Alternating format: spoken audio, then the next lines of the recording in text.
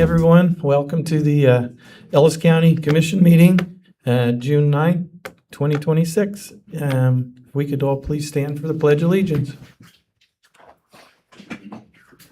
I pledge allegiance to the flag of the United States of America and to the republic for which it stands, one nation, under God, indivisible, with liberty and justice for all.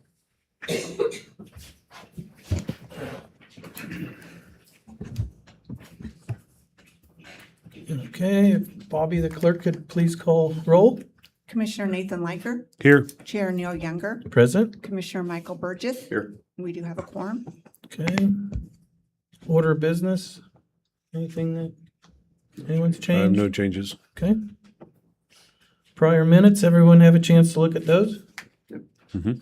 Okay. Consent agenda. I'll move to approve consent agenda items A through G.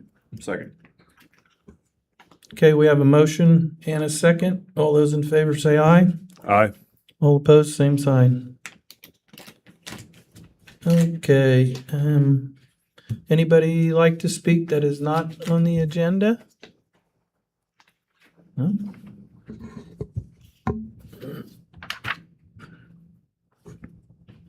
Okay, the monthly financial report.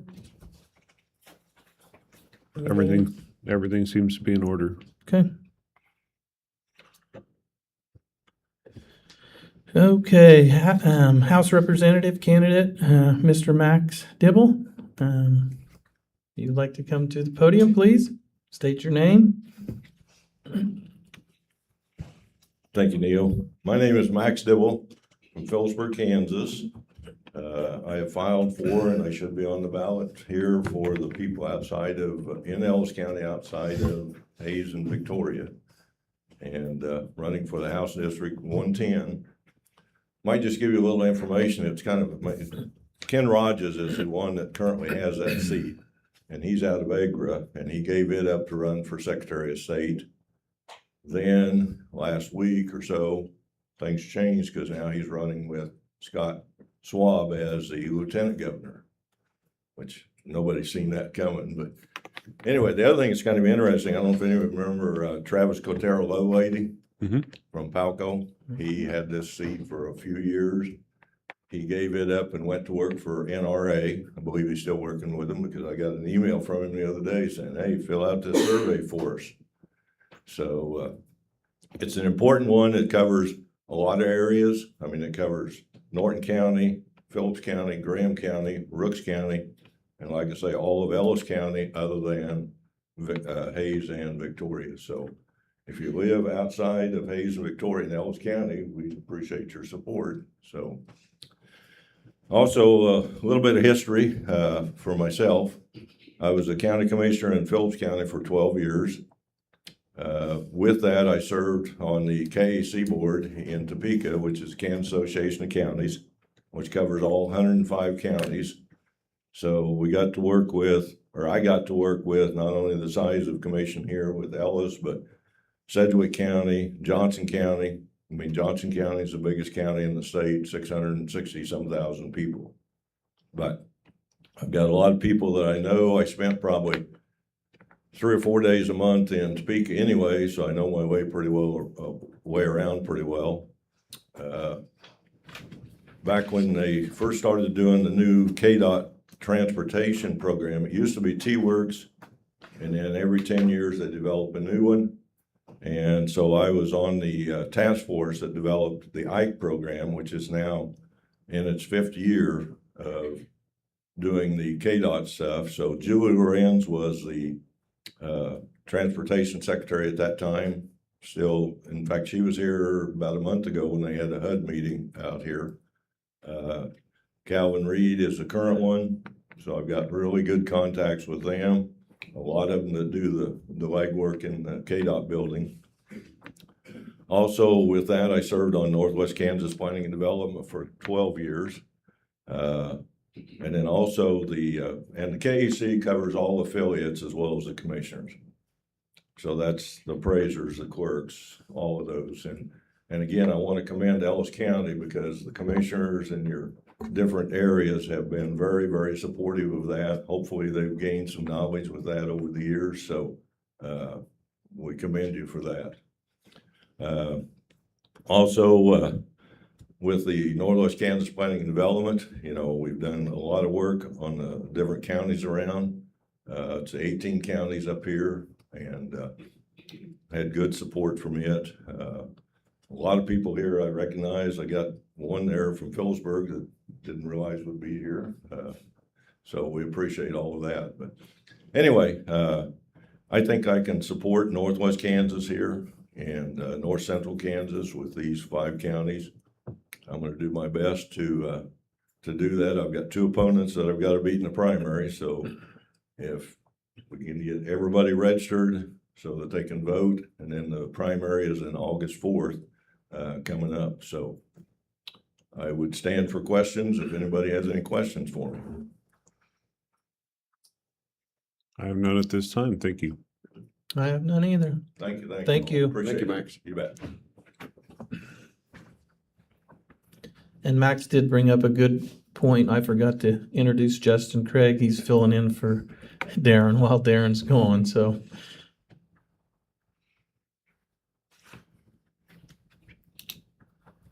Okay, Victoria Community Coalition update, Marilyn.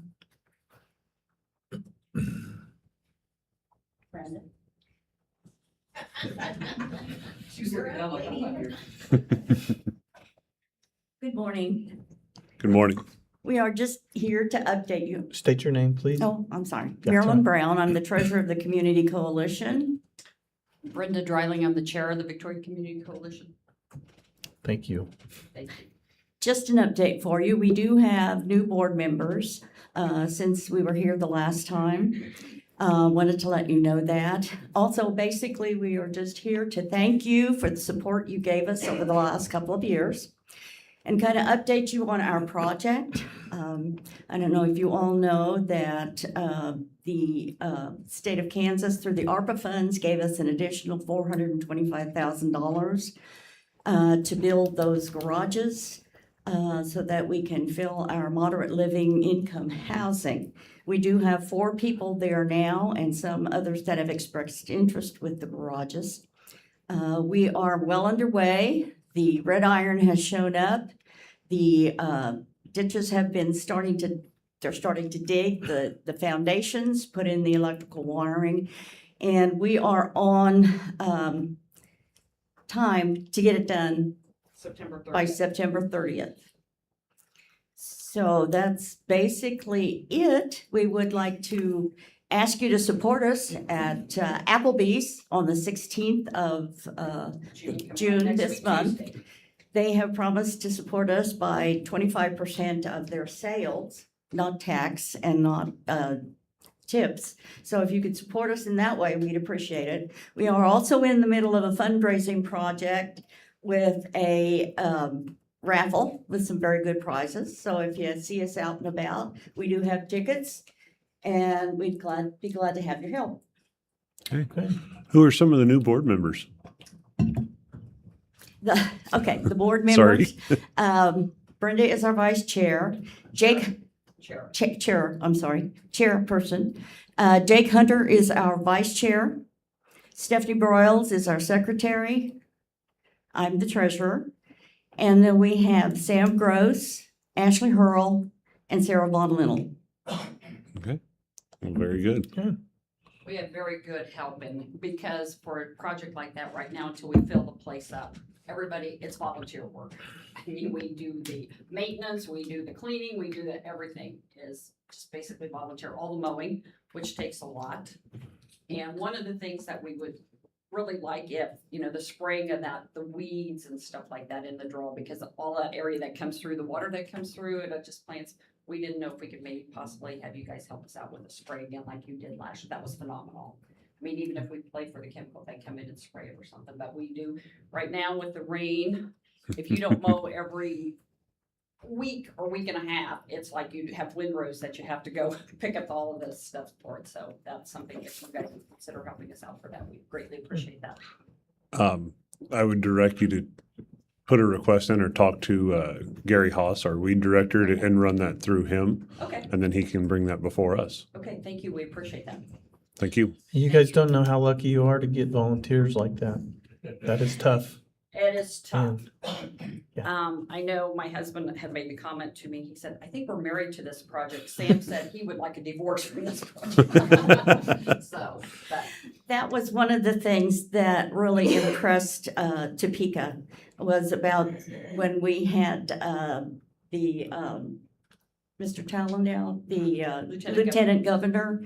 He was very impressed at the fact that we had used so much volunteer in demolition of the building, in getting things done around the building. So yes, we are very lucky.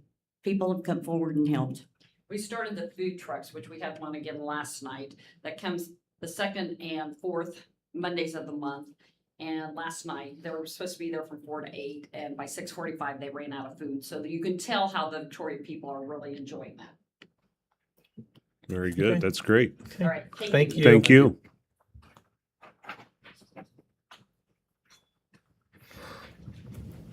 uh, 23rd Judiciary Court, Mr. Mike Smith. Good morning. Morning. Mike Smith, District Court Administrator for the 23rd Judicial District. Back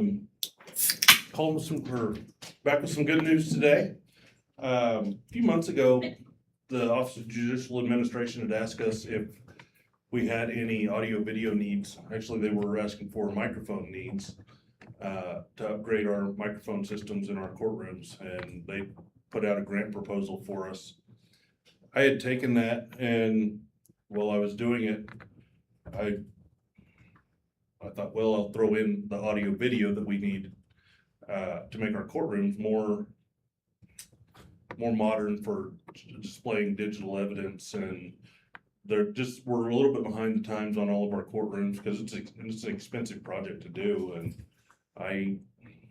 that courthouse is a little hard to build in with the structure of it.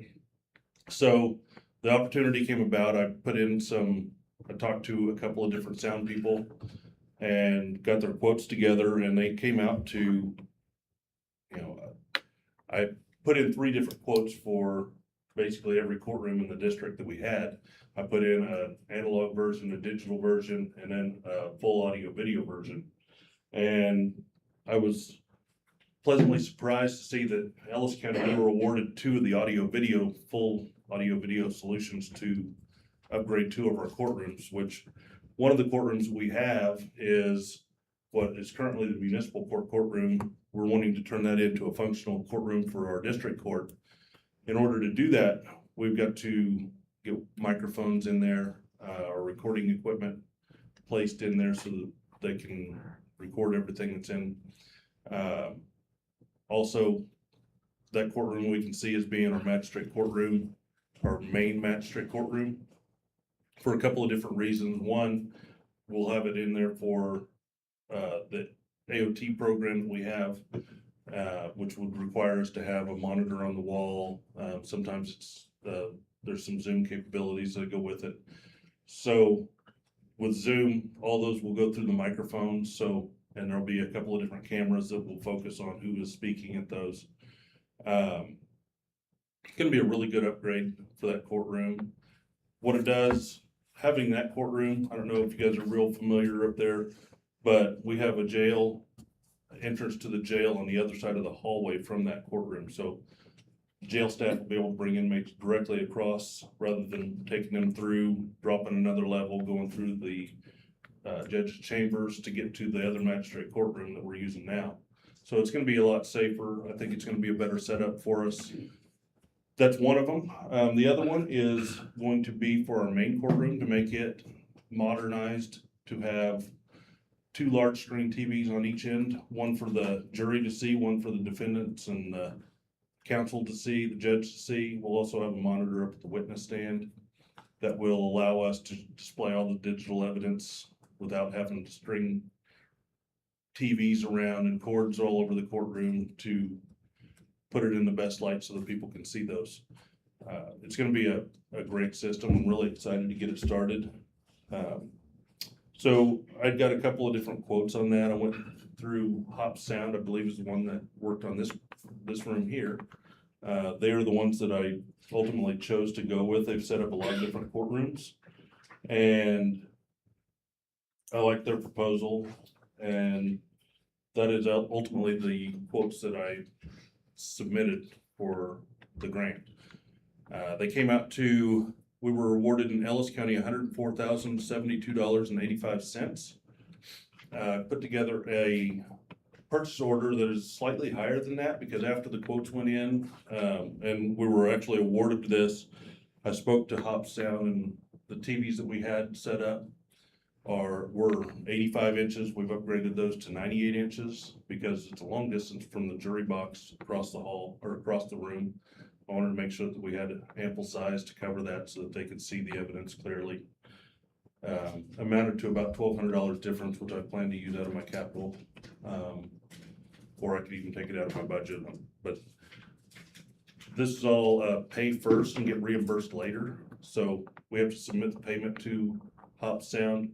Once we do that, I can submit that to the Office of Judicial Administration, get reimbursed, and it'll go right back into my capital fund. So I guess with that, do you guys have any questions about it?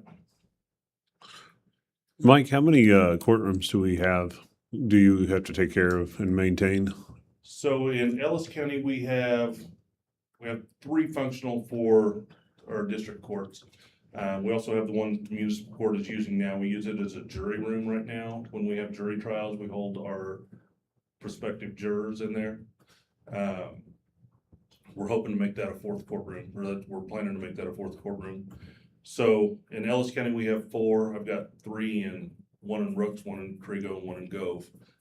Coincidentally, I submitted the same proposal in all 3 of those and was awarded the same amount on all 3 of them. So our judges are gonna be able to go to any courtroom in our district except for 2 here in Ellis County, and have the same equipment to be able to run everything exactly the same. It's gonna be a big upgrade for all those counties. It's an expensive project. Some of these projects are larger than the budgets in some of those counties. So for that to be implemented in there, kept us from eventually having to go to their county commissions and saying, you know, we really need to get these upgrades done because technology is passing us by. And it's what it's done here in Ellis County, because it was on the radar, the stuff that we needed to do, but I realize it's a big ask, and there's not a really good time to ask for those. So I'm really fortunate to have seen this come through, and there may even be more in the future. I'm not sure. We weren't expecting this one, so. Okay. But yeah, we have the 4 courtrooms in Ellis County is what we anticipate having after this project's done. Okay, very good. 2 are jury capable, the other 2 are not. Okay.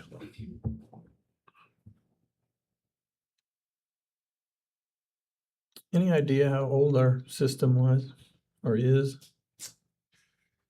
You know, I don't, I mean, they're just standard microphones, and our recording equipment, I put in 21, I believe. So I know that recording equipment's not real old. We're gonna continue using the recording equipment that's in there, but we're just gonna attach to it. But as far as all the other stuff in that, it's just kind of an upgrade as it falls apart. So I know I put new speakers in not too long ago in the jury box that had quit on us. I don't know how old those were before that. I'm sure that was might have been 2016 when we redid the courtrooms. So before that, I don't know. Okay. Is it going to be a similar setup to other courtrooms that you've been in, or is this a totally new, complete updated version of the audio video? So they've been installing this courtroom or this same setup in a lot of different courtrooms. They've got them in, some of them are in the 15th, because they did a court remodel not too long ago. Salina just rebuilt a whole bunch of the stuff. This is what they're going to. So they're really familiar with doing a lot of different courtrooms. This is kind of the way they're setting them up. They're really made for hybrid Zoom hearings, so that if you have some people in your courtroom, some people, you know, that are appearing by Zoom, you can have it all there, and it's very clean, and it's not like we have to go and set up a computer and wheel in a TV so that the person by Zoom can be seen and wheel it in and out all the time. At this point, they're gonna have HDMI ports at every defense table, every judge's table, and they can plug into those and it goes straight to the screen. So we'll be able to set up and do those really well. We'd even be able to probably stream those a lot better if we needed to or wanted to stream those on our YouTube channel, which does get a lot of activity, so. Okay.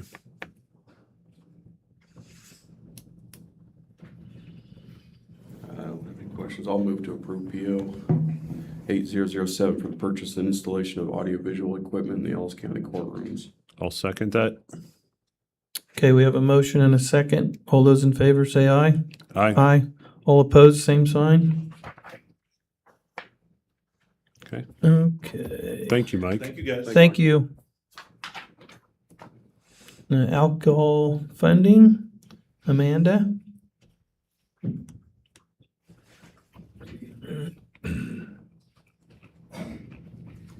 Amanda Rupp with the Ellis County Historical Society, and I believe you guys have our letter, and Darren just asked that I'm supposed to come and request that formally, that it gets released, it goes under the special parks line item, and then it gets released to us upon request. So Mhm. do you have any questions, or do I need to give my other update or wait till that one? We didn't know for a while that we were supposed to be receiving that, and apparently it doesn't come to us automatically unless we come up and request it. So we're very thankful for Donna, who was on our board, who reminded us that that's part of this process. So, Okay. Well, I will move to approve the special alcohol funds to be made to the Ellis County Historical Society. Second. Okay, we have a motion and a second. All those in favor say aye. Aye. All opposed, same sign.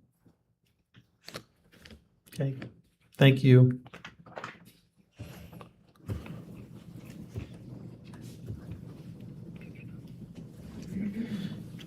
Okay, outside agency funding request, Grow Hayes?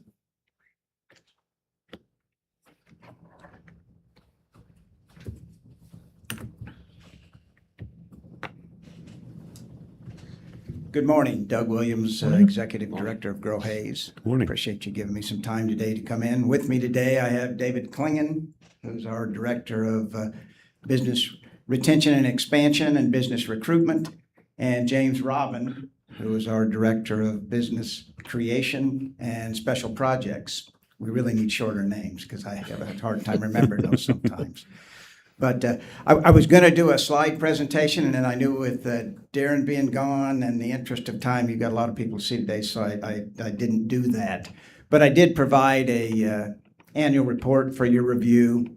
I'm here often, so I think you kind of know what we're up to and that kind of thing.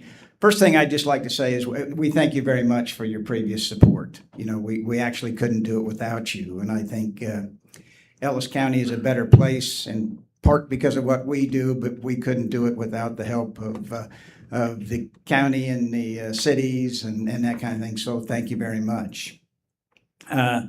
Next, you know, we feel like we've made really good progress in any number of projects. They're in the annual report, whether it be housing, whether it be the community center, business recruitment, whether that be agility or Chick-fil-A or those kind of things. We really have a lot of very positive things going on in our community and a lot to be thankful for. There's always more work to do, no doubt about that. But we really have had a really good run the last 4 or 5 years, and it's not in small part because of you all for what you do and what you contribute. Our request for 2027 is the same as it was for 2026, which is $165,000. I included our budget. I included our annual report. I would be happy to answer any questions or address any concerns that you may have regarding any of this.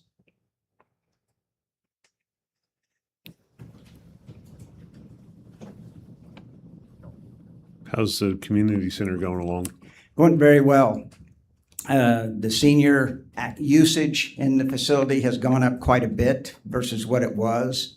They're up to, I think, somewhere between 40 and 50 people a day are coming in there for meals. The Women Who Lead have a program called Women Who Feed, and once a quarter they're having an evening meal for seniors. Today happens to be the day, so if you've got gray hair like me, you can go out there tonight and have dinner. And then the child care facilities at capacity, basically, you know, they're licensed for 84 children. They're never at that because there's always that ebb and flow, but they're very full, and the other rooms are getting used a lot. So it's really an outstanding resource for the community, going very well. Okay. And how about our microfactory?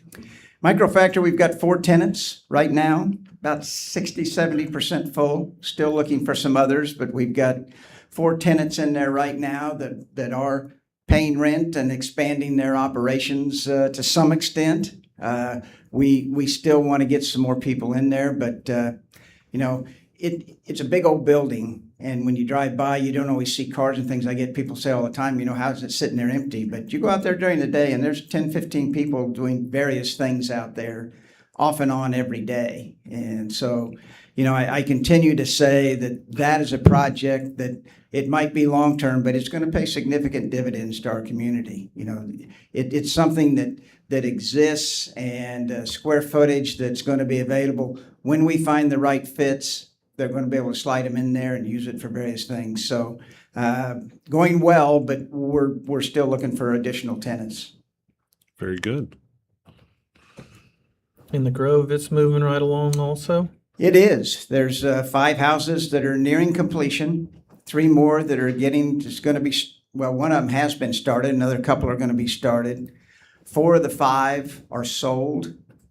And Matt Allen with PwC told me the other day that they have 4 new prospects that want to be out there, so they very well could all be sold out there in the not too distant future.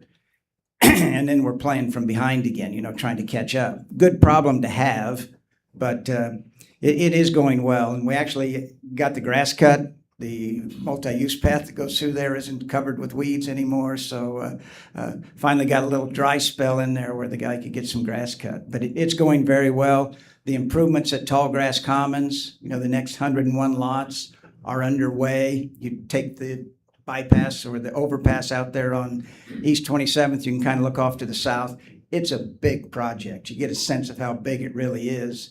You talk about 101 lots and you really don't realize what that is till you look at it. And it covers a lot of area, 21 acres. And it's coming along, supposed to be done November, December kind of time frame. And depending on weather, we'll see how that goes. But it's coming along. Looking at your board members, I want a couple questions just regarding your board and governance of Crow Hayes. What's kind of the turnover or terms of your board, and how do you find different board members? Because this list is a kind of a who's who of people in the community. And then along with that, what's the board's engagement as you, I know there's housing projects or the senior center, micro factory, when you apply for grants or you're looking for tax incentives, or I know you have a retail project that you're working through. What's their engagement as far as giving you the direction to move forward on those or not?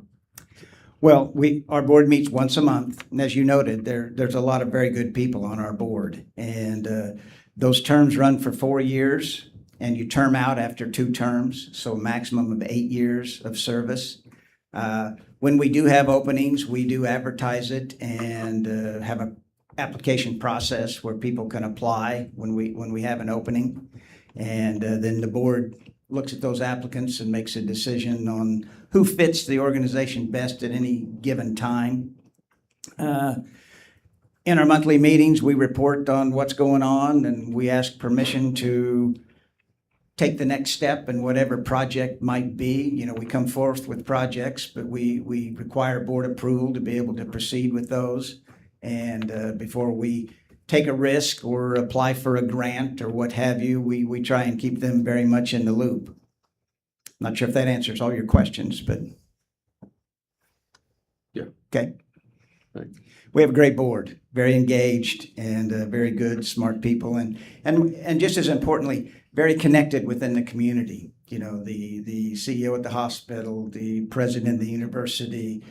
We have a Midwest Energy representative on there. We really have people who are involved in organizations that are very impactful to our community.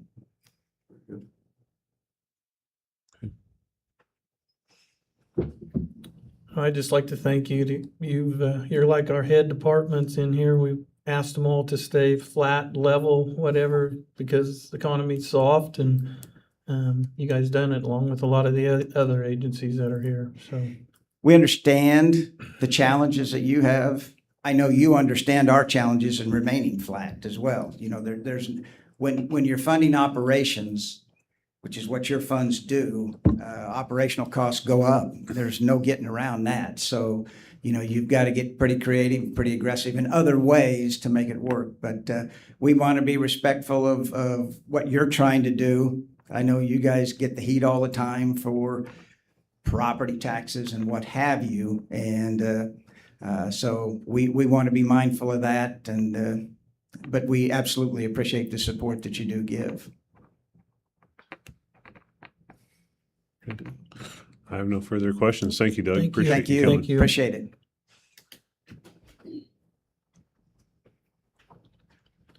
Okay, next, the Humane Society.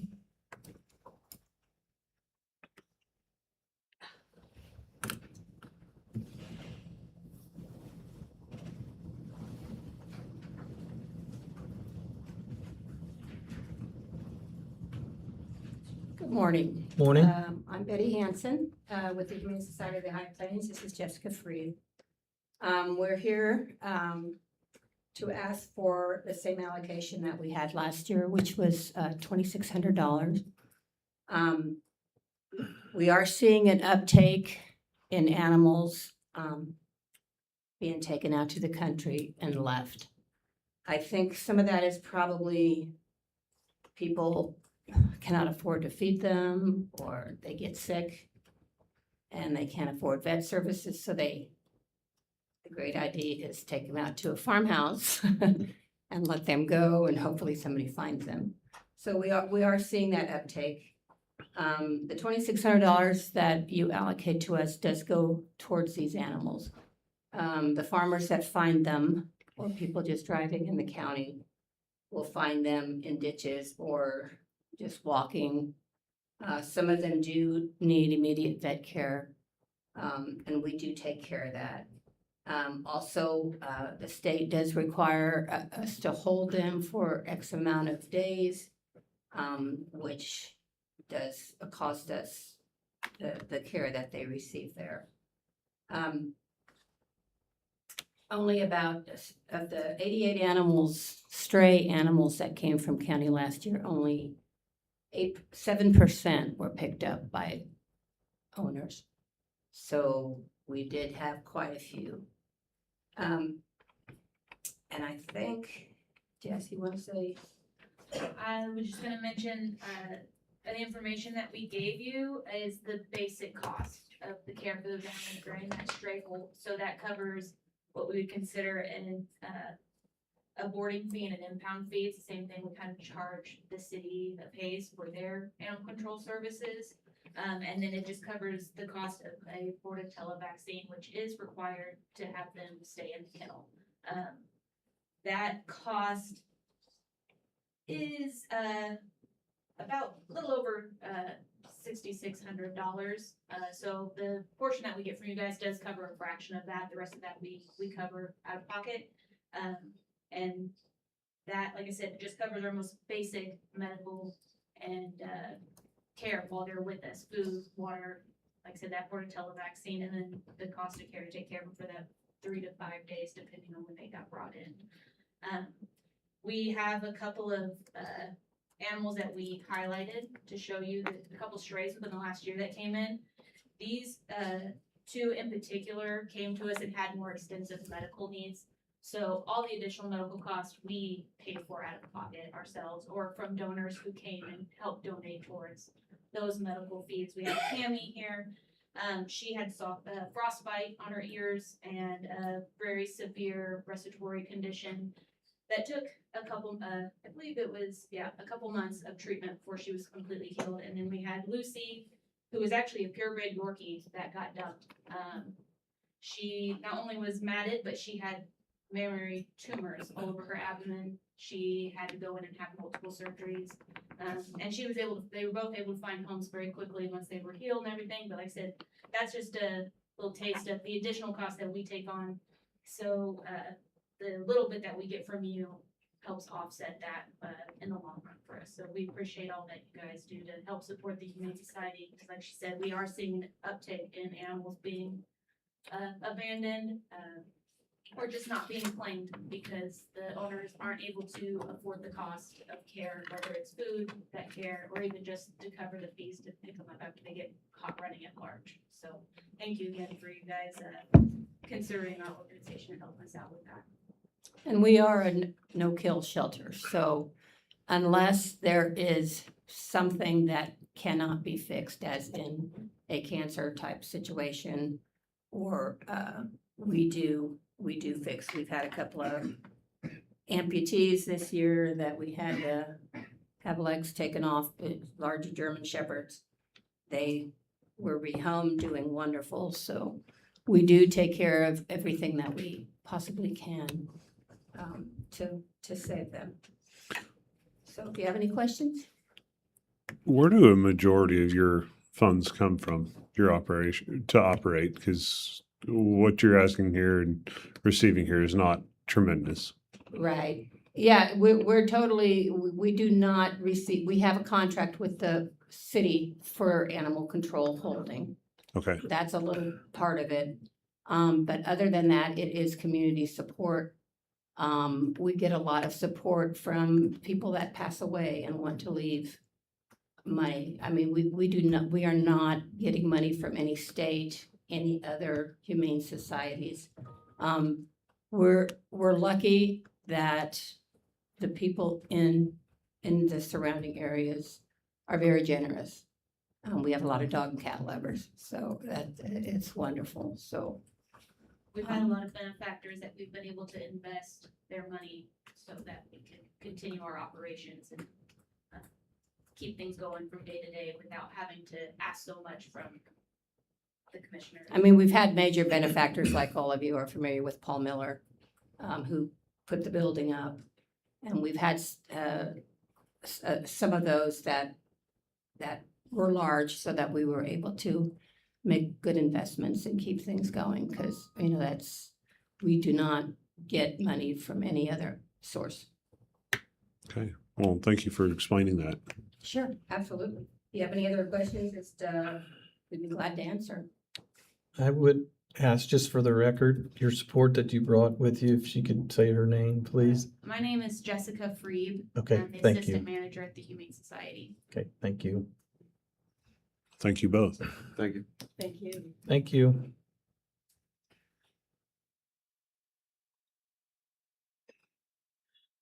Okay, Ellis County Historical Society, you get the podium again.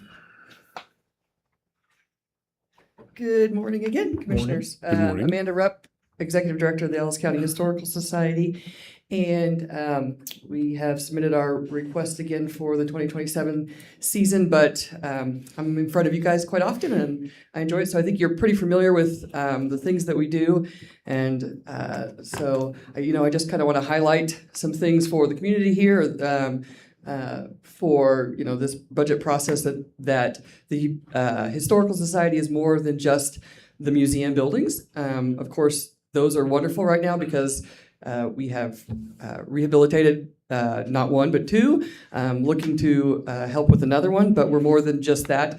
This year particularly, we have taken on the project of helping with the sesquicentennial of the Volga Germans, obviously. That's taken a lot of time from myself and our small staff in helping with resources for the small communities around to make that celebration a nice year-long celebration. We're very proud of that. So we're more than just any museum building, a community resource or an attraction site. So we have helped with those, just because I won't be here before the next time that the next sesquicentennial activities are coming up.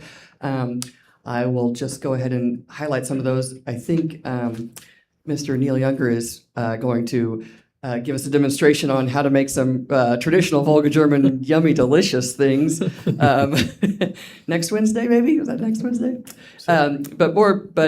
Our larger celebration is coming up in August, and it's the first week of August, and we wanted to make sure that this community has celebrated the passing of the 50th, the 75, the 100-year, 125 of the Volga Germans here because they've put a lot into this community. And we wanted to make sure that this year was just as big. And so we also wanted to make sure that it was free to the public.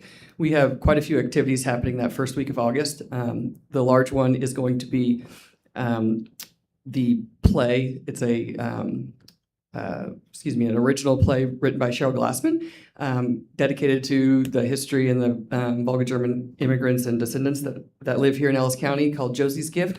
And we are partnering with the Hayes High, and they're going to let us use their facility, their new theater facility, to have everyone come and watch that for free as well. So there's 800 seats, and I think we're going to fill them up. So if you want to see it, it's one show and one show only. That will be happening on the Thursday of that first week. And then there's a couple other activities happening. We will be hosting later that week. We'll be hosting our new facility over in Victoria will be open. The building will be complete with restroom facilities, air conditioning, just a beautiful shell of a building. We won't have the exhibits in there yet, so we will have an open house after the celebration over in Victoria. After Herzog Fest and the following day on Sunday, there will be a special Basilica Mass in the afternoon. This summer, we have finally, since we were moving artifacts around as we finished different parts of that large building, we had moved a lot of large artifacts and furniture into the limestone church that's adjacent to the red brick building, which 4 years ago, I believe, we opened up the Sternberg firearms exhibit, and we had to shut that down for a year or two just so that we could use the storage space. And we have cleared that again, so the extensive firearms collection that came from Sternberg and some of our own is back on display and will be open to the public for free again this summer. So if you are interested in that kind of thing, even if you're not, it's an impressive collection, and just come. We've also put out a couple new ones that were still in storage from the last time, and so come out and see those. Those are over 180 firearms, antique firearms, and we just got a new one. The Beach Ranch family has sent a weapon, a Colt from Canada. It was in a museum in Canada, and has shipped that back so that it can stay here in Ellis County now, from where they had their beach ranch. But speaking of, being more than just museum and history exhibits, we thank you for your support, because literally we would not be operating without it. We have done a wonderful job with capital improvements and capital funding to restore a building in Hayes, and now to have another resource in a large building over in Victoria with the Community Coalition there at the St. John's Place. And that facility will be open to the public as well. They'll have a large meeting or gathering space that we can host events as well that we do at this one too. So, and then also, I know I've spoken on it a little bit, but the Pete Felton property will be coming under our whole Hayes campus as well. So, you're getting more than just a static museum on the corner of 7th and Main for the wonderful support that you guys give us. So I have lots to say, but I know you guys have access and other people to go through today that is very long. So I'll stand for any questions you guys have today. And this request, we have kept our request of what we received last year, which was $115,000. Any major undertaking that you're going to be tackling? Oh, well, we're always I tackling. know. Apparently, I like to learn more about, building codes and restoring old buildings than I'm learning about, the history of Hayes. The big thing is we've also decided this last year we were working independently on trying to put together our permanent displays for the May Museum in Hayes, and realized with our small staff, it just wasn't feasible to do that administrative work, run some activities and some programming on our own end, and develop a full-size gallery. So we have hired a team out of, I can't remember, it's close to Kansas City, the Traub Design Associates, to work with us over the next year, and a new permanent exhibit will be professionally designed for the Hayes site and will be up by next summer. So it will consist of mostly Hayes history. So I am learning a little bit more about that as I have to spend my evenings reading about that, because we'll be doing most of the research and stuff, but we just won't be doing the design and the building ourselves. So. And then, I put it in our packet that there's other projects that we're taking on, but it's not adding to our overall operating expense. We're doing this with the same small staff we've done this with. We are not adding to our utilities operations. The facility over in Victoria is designed so that the entry fee to that location, we have a wonderful partnership with the Victoria Community Coalition, and once our capital improvements have went into the building, which was a significant amount, close to $1 million, that becomes our rent, and we don't have a rent cost. So it's the utilities cost. It's the same 4 people part-time that run our facility in Hayes, and hopefully volunteer docents. So there's no extra added cost to our operation expense. And the same with the Pete Felton Society, or the Pete Felton Project. We have formed a Pete Felton Legacy Society that will operate the museum, and the Ellis County Historical Society will just kind of oversee it and own the property. And so those funds are being raised through that society. They're doing the work for it. I'm help sit on the board and help with some of the resources, but the financial part will not come out of the Ellis County Historical Society operation budget. So there's a lot we're doing on that same operations budget. So. Well, thank you. And I also want to thank you for all the pictures that you've helped find and get matched up with Darren on getting up here. So If I want to lose some hours, I step away from my computer and walk into the vault, and then I'm like, oh, there went 3 hours, because they're real fun to look at. But yeah, we've got a lot. So well, thank you. Thank Thank you, you. Amanda. thanks. Okay, High Plains Mental Health.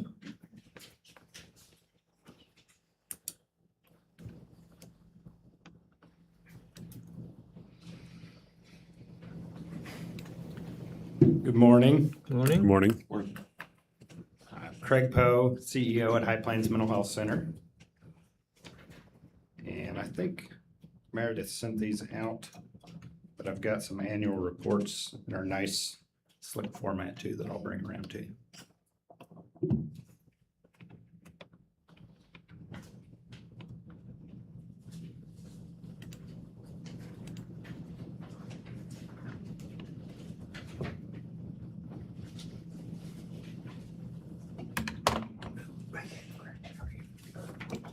Thank you. Thank you.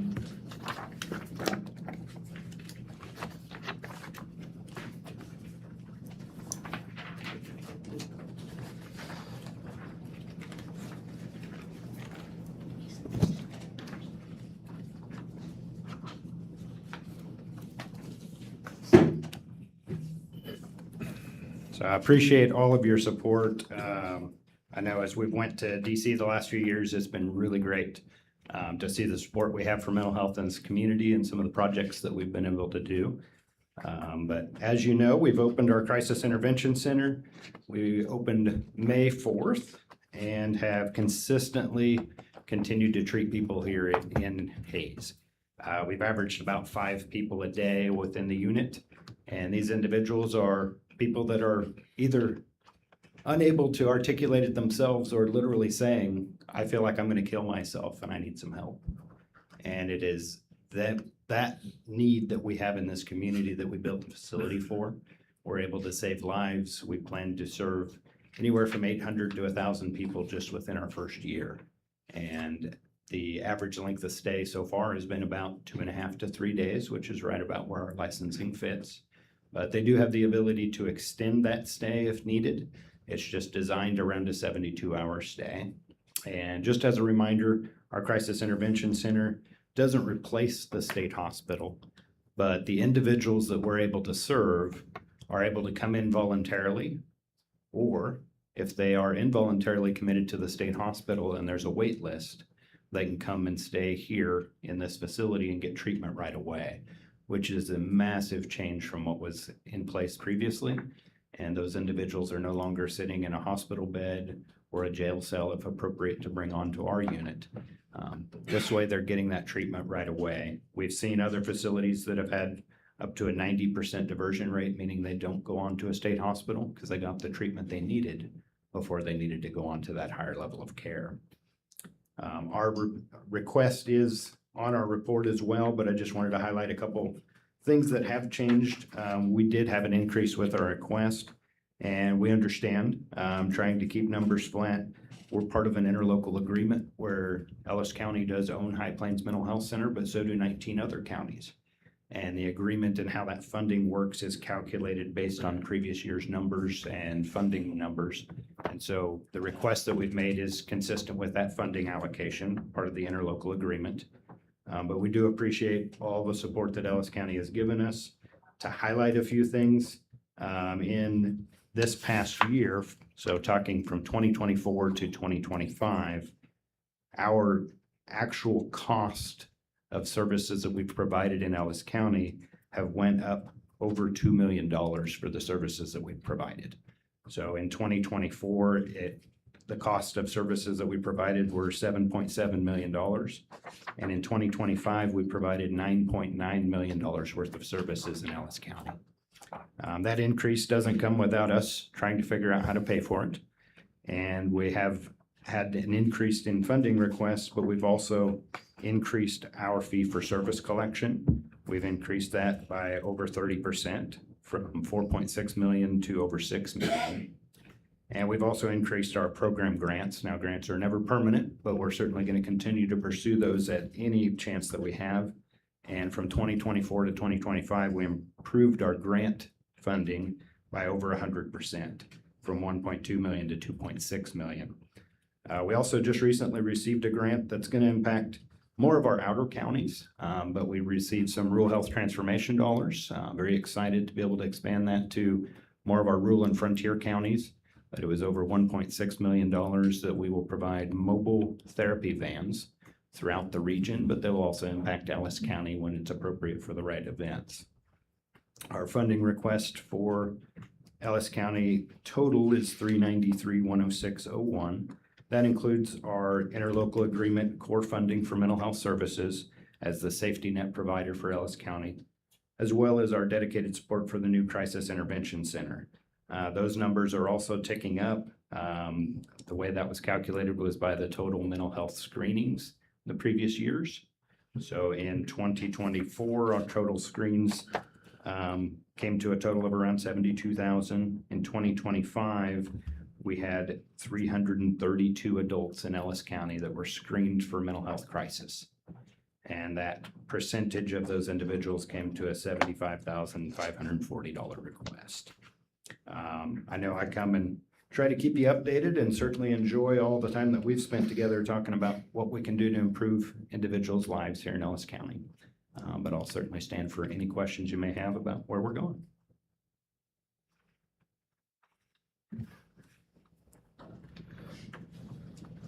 I have no questions at this time. I appreciate you coming in on this. Absolutely. I appreciate what you do, and see you're still active in doing fundraisers, the bricks and everything. You're going above and beyond, so I appreciate that. No, I don't have any additional questions at this time. I'll probably be reaching out here as we go through our budget process, but your formula, part of my questions are the formula, which you have. Sure. So they're in here in the packet as far as how that formula, especially the interlocal agreement, how that's, you look at the other counties, Ellis is a substantial comparatively, but again, we're the largest population county. We also have the most employees in the building and all that stuff. So that makes a lot of sense to me. But I'll probably be following up and reaching out as we go through our budget process. Yeah, absolutely. Anything I can do to help clarify, we are here to help in any way we can. Appreciate your support. Are you getting close to being fully staffed, or? Very close. Good. If there's anybody that has an interest in a good paying job that absolutely makes a difference in people's lives, we still have about 10 to 15 positions remaining that would really get us to fully staffed. But we are making it work and calling people in when needed to make sure we have the coverage we need on the CIC. But minimum job is $19 an hour, but there's jobs with some qualifications that come to case management that are over $28 an hour. So certainly well-paying jobs because it is crisis work and it's not for everybody, but we really appreciate the people that we brought on to the tune of about 70 additional jobs in the last 3 or 4 months. And that's making an enormous economic impact on the area with the additional jobs and pay levels that we have. So. Very good. Well, thank you, Craig. Thank you, Craig. Thank you.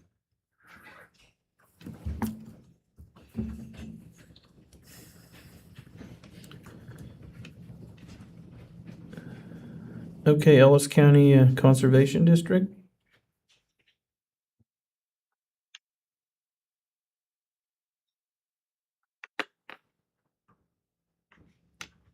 Good morning. I'm Mary Pfeiffer, Chairman of the Ellis County Conservation District Board of Supervisors, and I'm here today to present our fiscal year 2027 budget request.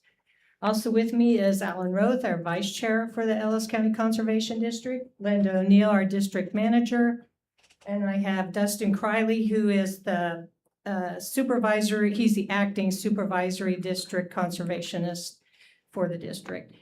The Ellis County Conservation District's mission is helping people help the land, and our main purpose is to get conservation practices on the land. And these conservation practices are a benefit to everyone with an emphasis on water quality improvement. The funding the county provides helps with the application of practices that conserve groundwater, reduce sediment in the county road ditches, and prevent erosion. Sediment control, water quality, benefits to wildlife, and sustainability are all benefits to the county through the programs that the Conservation Office offers. In the last fiscal year, the district administered $142,500 through the county and district cost share programs. There was $2,398,501 administered through federal programs. That's $2.5 million that these programs brought into Ellis County. District programs include the Ellis County Cost Share Program, which is part of our budget request. Other district programs include the Terrace Enlargement Cost Share Program, the Supplemental Cost Share Program, and the Windbreak Cost Share Program. State programs administered by the district include the State Water Resources Cost Share Program and the Non-Point Source Pollution Control Cost Share Program.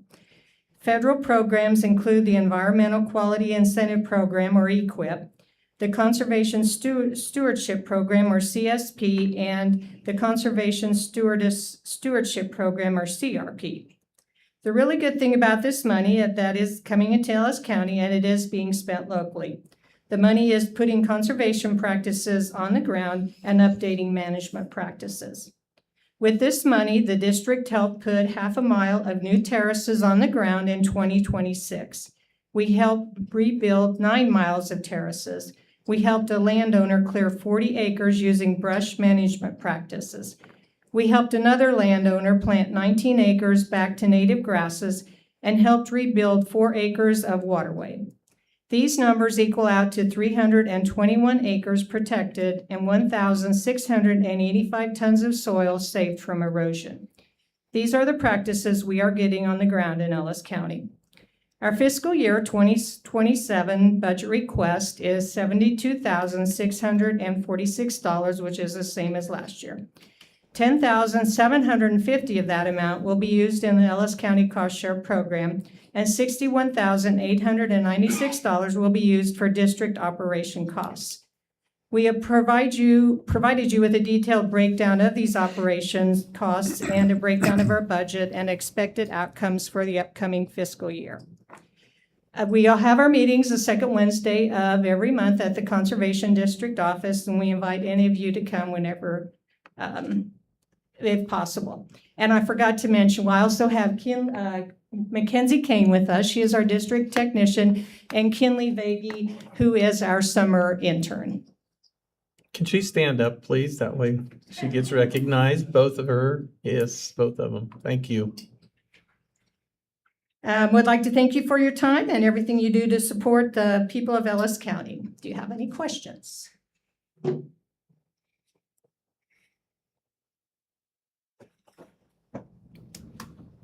Do you normally work with Public Works and stuff when you're doing terrace rebuilds and water channeling? Do you try and address those issues? I'll let Linda answer that. Okay. Yes, when it is required that we visit with the people in the county or the employees or whoever it is, especially when it's like a road or especially with drainage. But usually Dustin Criley and his team will take care of that. But when necessary, yes, we contact the people that we need to contact. Okay.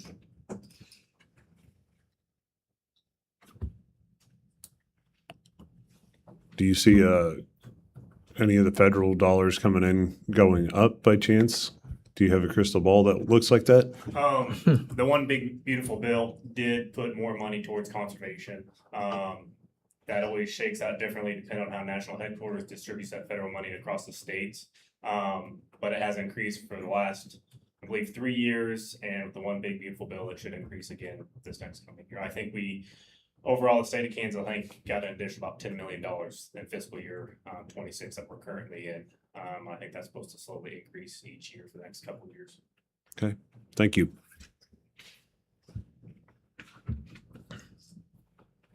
Thank you. I have no further questions. Thank I you. have Thank no- you all for coming in. Thank you. Thank you.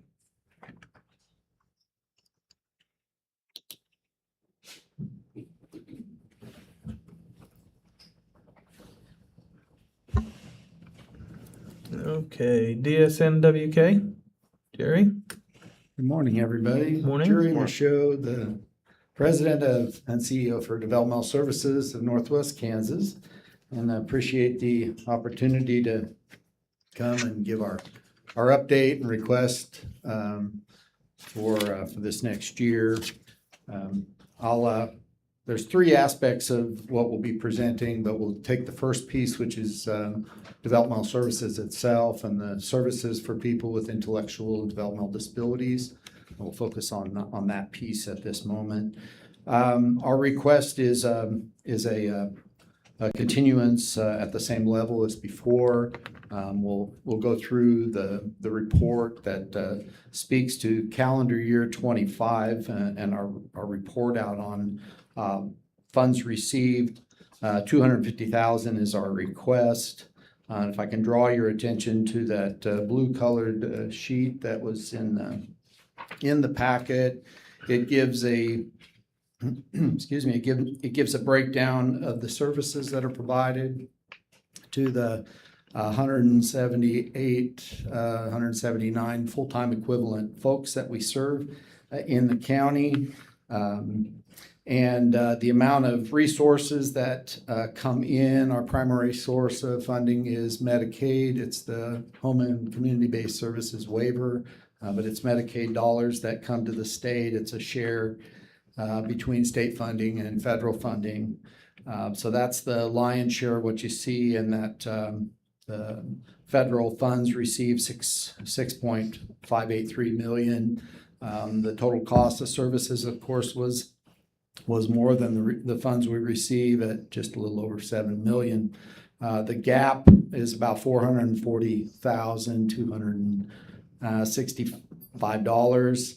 Amount that we're requesting is $250,000, trying to honor the hold to no increase. But I will tell you that the unmet cost, that value is just under $200,000, $194,000 as the gap. I wanted to also point out the economic impact of our presence in Ellis County and throughout Northwest Kansas. That green sheet reflects the 2025 value of $9.6 million in economic direct impact on this county. That we project that out over a 5-year period. It gets to be a big number, and we're happy to be here and happy to be a part of the community. We're celebrating. We'll be actually celebrating 60 years next year. And growing up from the grassroots of families trying to find the best way for serving and supporting their sons and daughters with disabilities. I wanted to point out a few other kind of interesting pieces if people didn't know. We include, I think, in our packet kind of a fact sheet, and the numbers of individuals as it relates to the 18 counties we serve. Ellis County is where the lion's share, where things are happening. We serve about 561 people throughout the region, but 224, or about 40%, are right here in Ellis County. Our employees, we have about 366 employees. That kind of waxes and wanes depending on if we have somebody new that comes into service. But 256 or 70% of our employees are right from Ellis County or based from Ellis County. Individuals in employment, I love to brag on what people can do. We work hard to find people in placements. We have 113 individuals placed. That means individuals with disabilities in businesses. 76 of those are here tied to Ellis County. It's about 67%.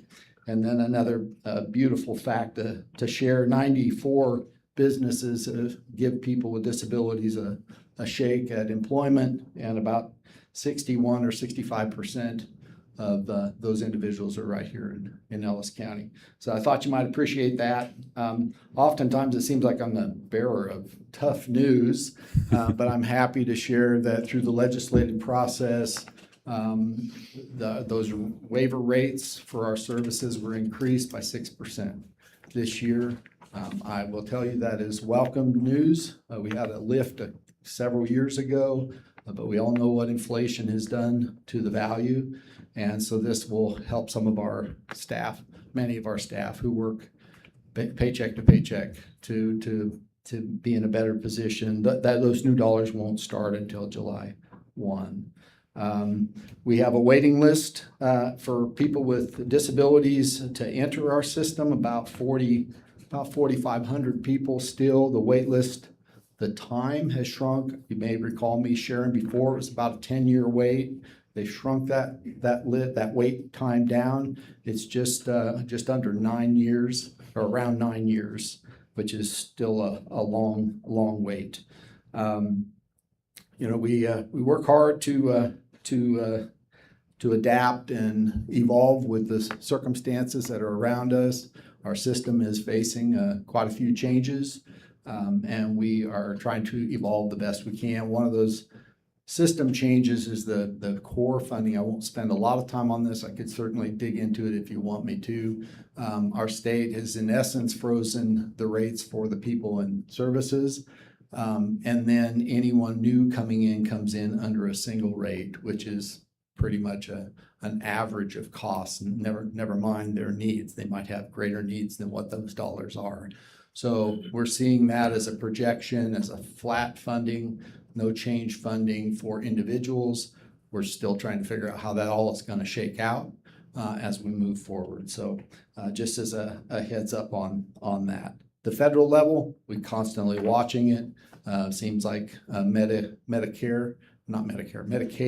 seems to be under in the crosshairs, and I believe we're still in good shape in Kansas for the services and those funds that pay for the services that we do, but we're ever watchful on that.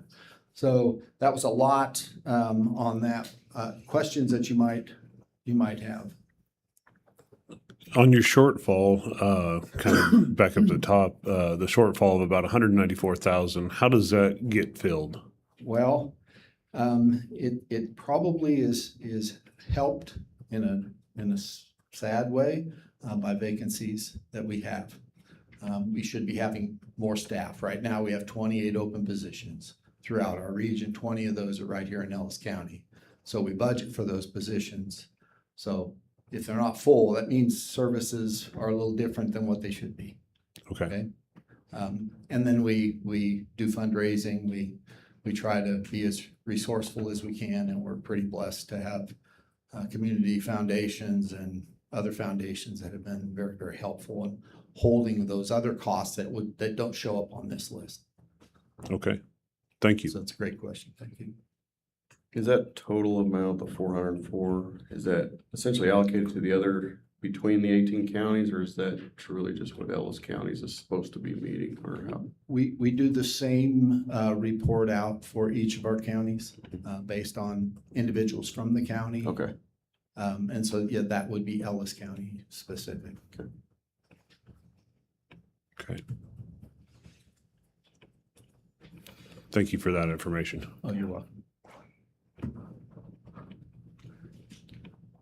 We want to just kind of moving right on through, because I'm going to invite Sarah Biggs. She's going to talk a little bit about our infant and toddler services. Good morning. Good Sarah morning. Biggs, Director of Programs and Services. One of my slivers at DS and WK that I get to do is KidLink, our early intervention. So this is outside of the HCBS waiver. So we get the babies birth through the age of 3. Our staff We have a total of 6 staff, 7 including me, that provide early intervention, anything from speech, PT, OT, developmental direction. We work with the families, the child in their home. We cover 7.5 counties, but the half being Rush, we kind of split since that's a little bit funky in that area. But Ellis County is by far our largest area with our children. So KidLink requesting the same amount this year as last year. January of 2025 through March 31st of 2026, just in Ellis County, we served 76 children. We had a total of 96 referrals, 45 evaluations. We partner a lot with the school here, the local schools. So when a child ages out at the age of 3 from Part C services, then they go into Part B services with the schools through the age of 5. And a lot of times then if they have like that developmental disability, then they'll pop back into our DSNWK children's services. So there's a lot of bouncing around that a family can do to get the support that they're needing for their kiddos. You can see in the packet on that second page, the bullet points, the amount of children served. Even if someone doesn't qualify for our services immediate, we keep them on our radar to do check-ins with them. Just because that initial evaluation didn't show that they meet the qualifications for early intervention, that could change later on. So we're able to pop back in with that family and check and make sure, see if they're doing okay, or come back in, reevaluate, and provide that service for early intervention if needed. This was a little bit rougher this year for us with KidLink and funding, of course. Part C services, our CAD aid, our United Way, and of course, you guys are Ellis County. We, the first 3 that I had mentioned, we did see a difference, a negative difference in our funding. So we will be, for our total KidLink program, about $10,000 short. With our reserves, we are able to fill that gap for this next fiscal year for our KidLink program to continue providing services as we have been. What questions do you guys have? What did I miss? Do you go out and get extra federal funding for KidLink and that sort of thing, or federal, state, or is this all local funding? Our funding is Part C, so that's through Kansas, the state. CAD aid then is through our local, our schools. And then the United Way obviously is for Ellis County, for just our Ellis County families. Okay. Some of our children are Medicaid funded. We can bill that, but it's real hit and miss. So there's no, for our program, there's no financial qualifications. The qualification literally is as if your child needs that assistance to help get them to, those magic milestone marks. That's what we're doing, is getting in for anybody in need. Okay. Qualifies, anybody that qualifies, sorry. Very good. Thank you. Thank you guys for your support. Thank Okay. you, sir. Thank you.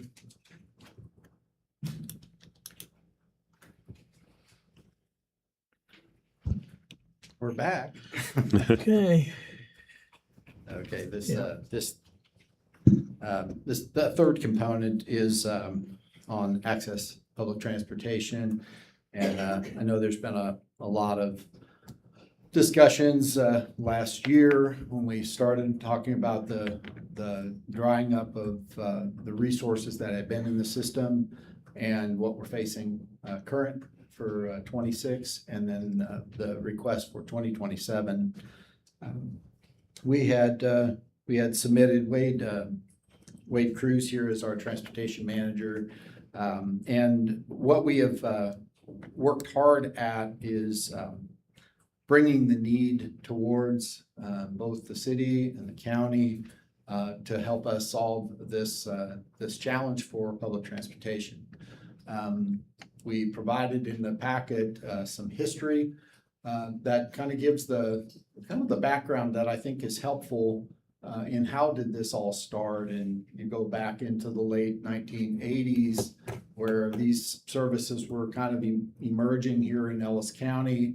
And at the request, the history books are a little fuzzy on this, exactly how this unfolded, but we know that KDOT wanted more coordinated services in our area. We had been a familiar entity at the time, and so they asked us in those early years if we would help coordinate what has now become Access Public Transportation. A lot of growth has occurred over those years. Mid-1990s, I believe, is when we had the transportation building. I hope I'm not messing up my history, but our transportation building over on 22nd Street was part of that infrastructure investment of state and federal dollars.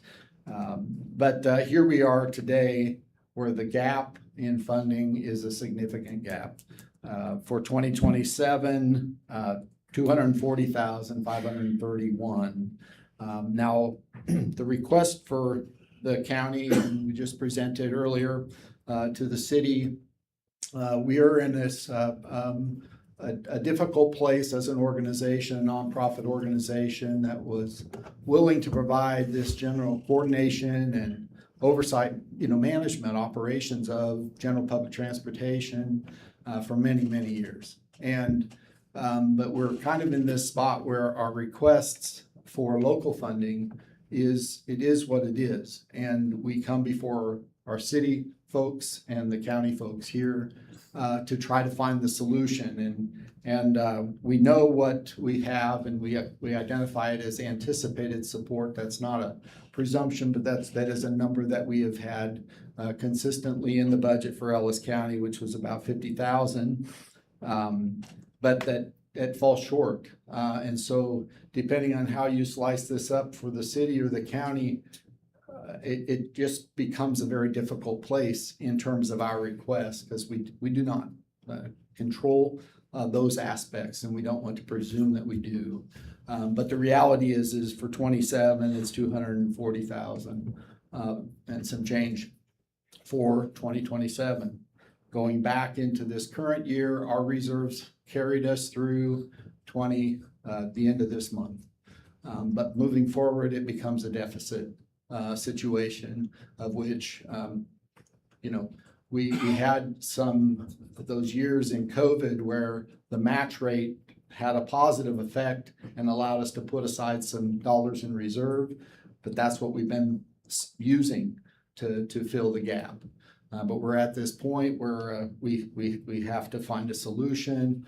One of the suggestions that we have considered is creating a task force. That's not a new concept. It's been vetted and spoken about. I believe that's part of the solution, and I think it has to engage both city, county, and other interested people to really come together to figure out how we do this. We have been willing partners in operating the service, but at the end of the day, we can't be an entity that ends up holding the bag of where there's need for resources and we have no ability to affect change in that regard to address those needs. So there's a whole lot of information that we provided in the packet. We break down those costs for the budget years. We provided a kind of a timeline of events. It's I forget what page it is. Maybe I'll stall here while we find it. It's the timeline of how funding works in our system. And it gets a little complicated because we have calendar years, we have fiscal years, and then we have applications with KDOT for submission of what services that we will be providing in that future operating period. And so the timeline kind of brings us to the star is just about where we are on kind of the left third of the timeline. That's where we are today. The marker is November this year, when we have to submit a new grant request to KDOT that spells out what it is that access will look like. That becomes part of the funding evaluation with state and federal dollars. It's not an endless bank account at that level, but we specify what it is the service looks like, and then the match rates come down through that formula to the local level. But we have to understand what we want and be able to articulate that in November, which puts us in this really, really short timeline between now and then to try to figure out what does the future look like while we address the current needs today. So that's part of the challenge, part of the task for this task force that I believe we need to get moving. But ultimately, this service is a public infrastructure service. It is what it is, and we have again been partners in operating that for many, many years. We see the value.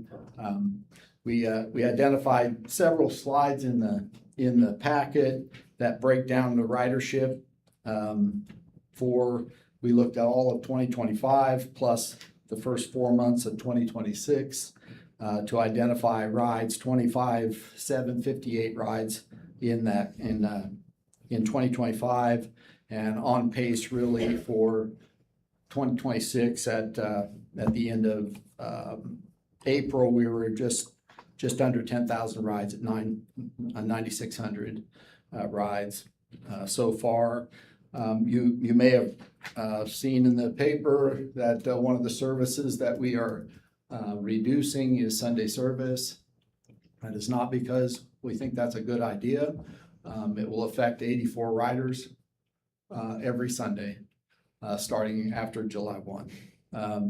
But we're trying to find ways to manage the cost however we can. That's one of those changes.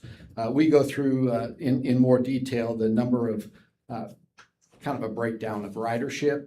But one of the questions that has been raised by others was how many actual riders do we have for access in a given year? And this, of course, can fluctuate because if the general public calls and asks for a ride, that could be a new person. About 500 individuals in 2025 were unduplicated riders for access transportation. We have those that we call them frequent flyers. They're 3 or more in a given month. We have people we call subscription riders. They're on the schedule every week. We know what their schedule is, and then dispatch just collects really the balance. Whoever calls says, I need a ride, and that would be all of Hayes, of course, but including the cities of Ellis and Victoria. I included some information because I know there was an interest in ridership characteristics. I know some questions have come up about the type of vans that we operate. We have the larger cutaways. I'm sure you've seen them around town. We have ambulatory riders. We have people that use wheelchairs and scooters and those types of things. 387 individuals use wheelchairs that use access transportation. And then we have a whole selection of people who are elderly or disabled that might be considered ambulatory. They up and move around on their legs, but they may not be able to do steps very well. They may use a walker. They also utilize the lift equipment on about 75% of all the disabled folks that we help use that lift. When you use a lift, by the way, it adds time in terms of your scheduling. And so we have to be kind of flexible on how to do the most efficient operation. We use software that helps us to manage all that. But thought you might be interested in that. The last, actually two more points. The reason for rides, 40% or over 10,000 in 2025 were for work, getting to and from work. 10%, approximately 10%, or 2,600 rides were for medical appointments. And then we call it other, but the vast majority of the other category is coming to town to go shopping. It might be grocery shopping, it might be going to Walmart, Dillon's, Dollar General, whatever. And then 10% would be for other social, getting to church, those types of things, accessing the community. And then the ridership numbers, which I thought would be for 2026, though, that same breakdown with work, medical, shopping is staying consistent. The last bit that I will want to touch on here is county rides. For 2025, 299 rides that were provided specifically from out of county into Hayes. 290 of those were from Ellis, 9 from Victoria. Now, as we've looked at 2026, the county rides so far, 203. So there's a tremendous uptick based on the first 4 months. We've almost reached, we're just 100 shy of reaching the total year's value. And doing a projection, just counting the same, if it continues to go that way, we'll be at 600 rides, which is nearly double what we had last year. So those are a few of the details of operation, how it's going for us. Of course, this has been a valuable service to our community. We know that people rely on it, and we want to continue to see it succeed because it is meeting a need, and we're seeing that grow. In Ellis, I think they lost the grocery store over there. That may be another reason for uptick in people catching a ride. So there's some real practical aspects about this, but we have to find a solution moving forward, and are so appreciative of the county's support to this point, and definitely appreciate the engagement to try to find the solution, because it has to be a joint solution. It has to be a joint solution. Wade, what did I miss? Did I miss anything? Questions that you might have? Well, I think it's great that you've recognized the problems, and I think us as a county and possibly other entities involved have maybe missed the boat on trying to get ahead of it versus working at it from behind. So I think a task force is probably the right direction, but it probably needs sooner rather than later. Yeah, absolutely. Would kind of look to someone from the county, if there's one among you or someone that you would see would represent the county in that, would be a great addition. Okay. It's always easy to volunteer the person that's not here.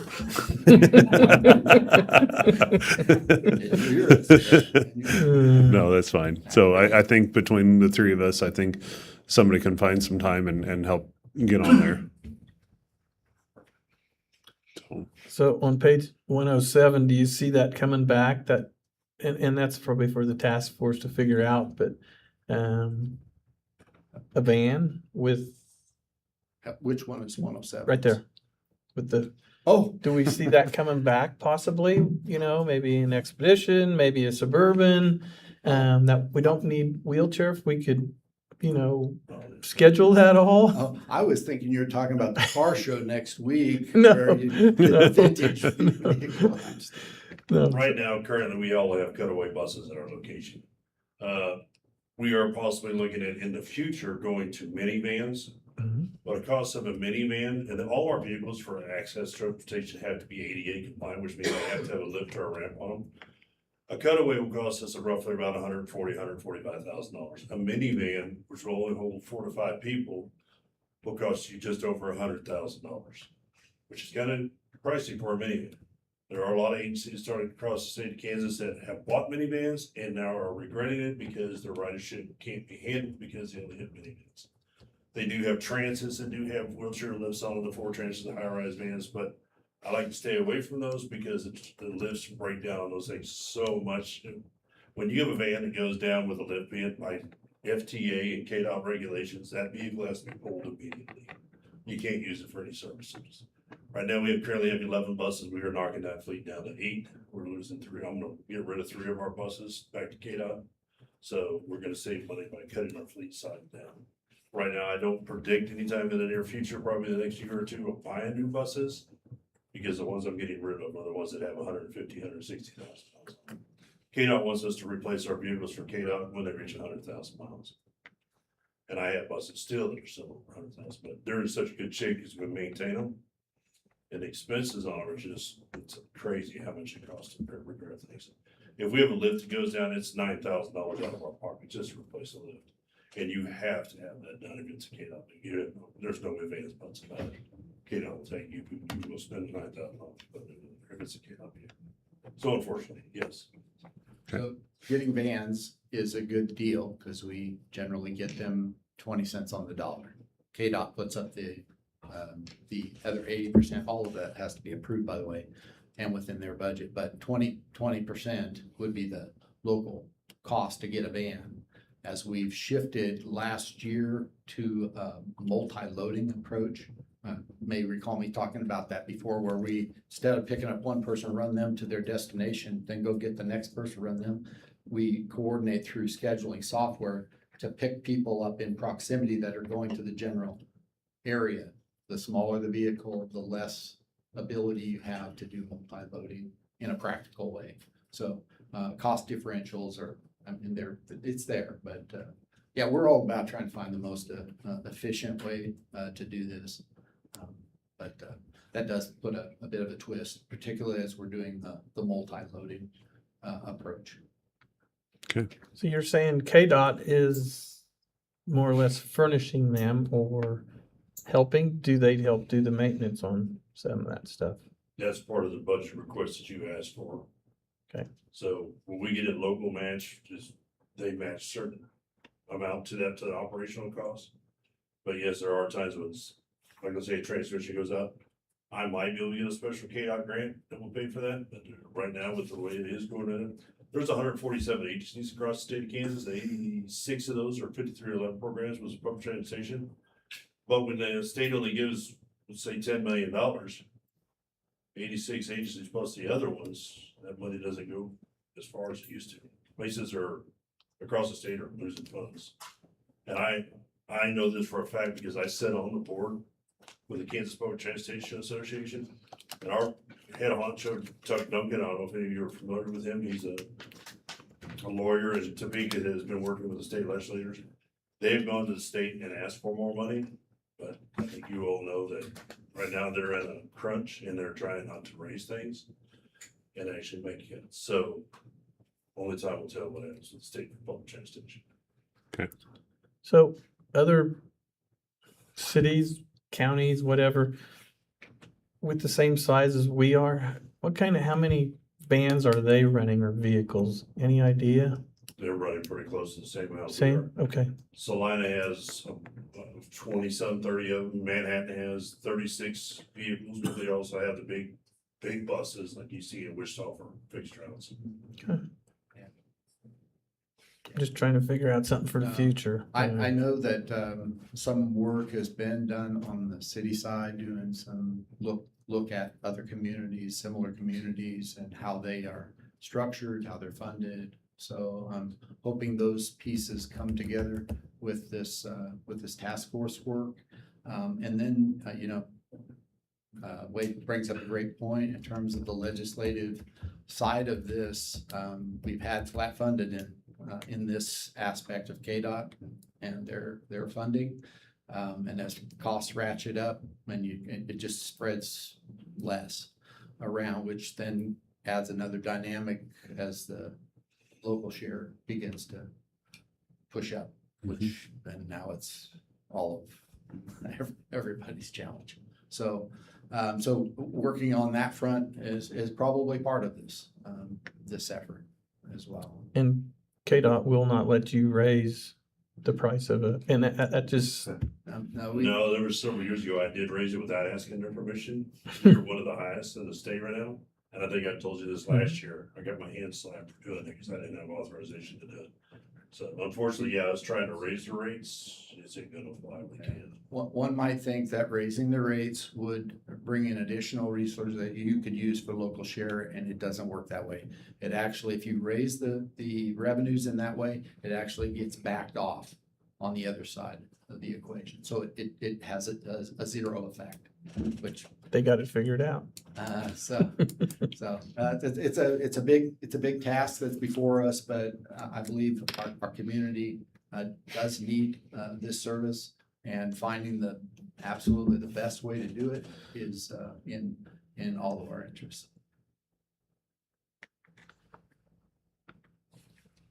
Okay. All right. Well, thank you. Okay, thanks, gentlemen. Thank you. Thank you all for the time.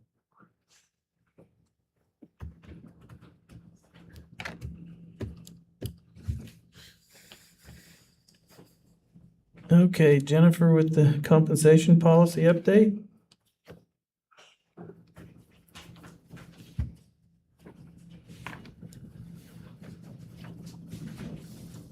Good morning, Jennifer Morning. Taylor, Ellis County HR, and I am not asking for money today, but I am asking for your guys' approval for updates to our compensation policy.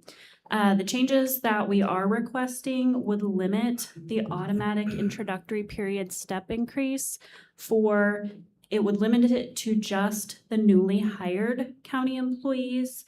And then any employees who are promoted, transferred, or demoted would no longer receive the additional automatic step increase after their introductory period.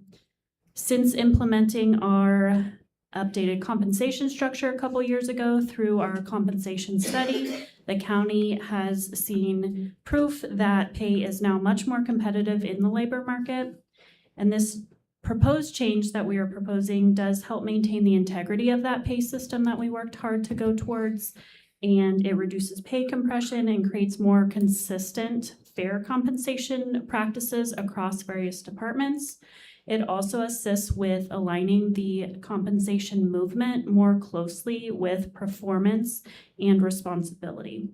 The other change in the compensation policy would be that employees would be eligible for countywide step increases during their introductory period.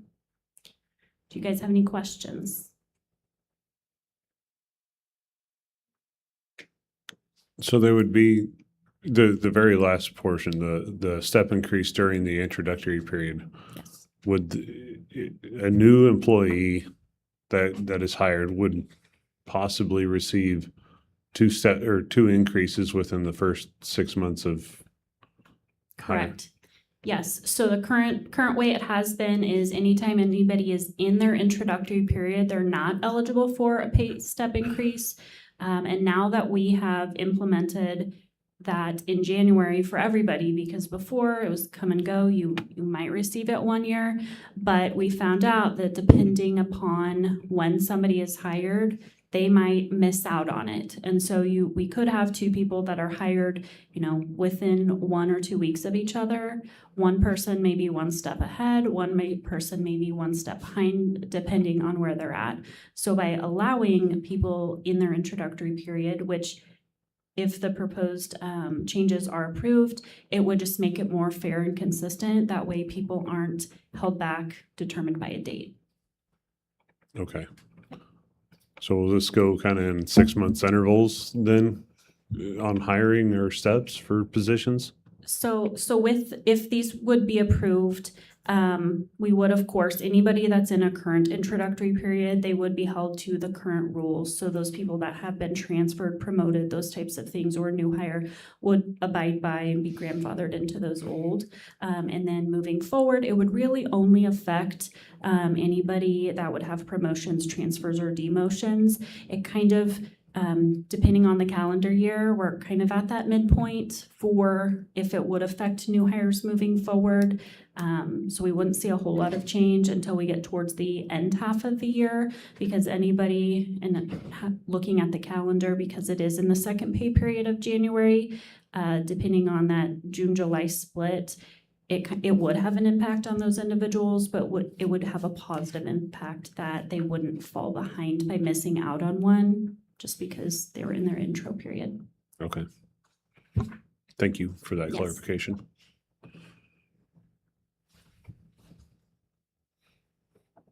Any questions? Anything? I don't either. I just thought, I can see the bottom thing is what Commissioner Liker said. It's going to be, when you start giving them another step up, you're going to, when positions are open, people talk, and it's going to get what we're after to retain them. And just some numbers that I kind of looked at really quick is in 2025, we did have 42 new hires to Ellis County. That does not include promotions or transfers. That was new employees to the county. And so far, 2026 year to date, we've already had 20 new employees. So, and we've had fairly decent success and fairly quick success in hiring in the recruitment process. So, but that also means we've had that many employees migrate through. Yep. Yes, multiple retirements, but yes, we have had some movement, and I don't have the numbers on there, but there are quite a handful, I should say, new positions that we added, but yeah. Okay. Okay, we'll all move to change the compensation policy allowing introductory period step increases for new employees only, that employees are eligible for countywide step increases during their introductory period effective June 9th, 2026, and any staff currently in an introductory period prior to today's date will follow the previous policy. Second. Okay, we have a motion and a second. All those in favor say aye. Aye. Aye. Opposed, same sign. Thank you. Thank you. Thank you. Okay, commissioner reports? I have no report at this time. The only thing, I don't know what day that was, you were there too, but attended Midwest Energy's putting together public dialogue and information about where rates are going and the demand for electricity and natural gas and those things. So I did attend one of their open forums to kind of get an idea of the future of energy. That's all I have to report. Oh, I'd like to, well, just because my son's going to be on the road, it is that time of year. Kids are new learners permits are out there learning the roads. You got kids on bicycles and those kind of things all over the community. So just show patience and watch the roads. Since we're on that subject, I did attend the Ellis County Cancer Care Council. It wasn't all about that. It was also the kids on the scooters. So I kind of brought up that maybe them kiddos ought to get a little training on because they're just flying. Now they're starting to drive down the highway. So, but anyhow, that's something that needs to be taken care of, county, city, whatever, together. And I also did attend the Midwest Energy Power deal, and you can tell there's going to be a lot more power needed here in the next 5 years. The writing was on the wall. And then I also did go to the city Hayes workshop, and then I did attend the Shinshin meeting last night. So that's all I have. And I would ask Justin, please, to inform everyone about the free service that we're going to put on. Yes, Justin Craig, Environmental Services Director. Just reminding the public that this Saturday, June 13th, from 9 a.m. to 3 p.m. at the landfill, we'll be having our tire amnesty event. It's one trip through. You get 1,000 pounds for free. Anything in excess of 1,000 pounds will be $100 a ton. There's some other rules, no rims, unload your own tires and whatnot. We can assist you with a load assist fee of $20. If you have any questions, just call the landfill. Okay. Thank you. Meeting adjourned at 10:16.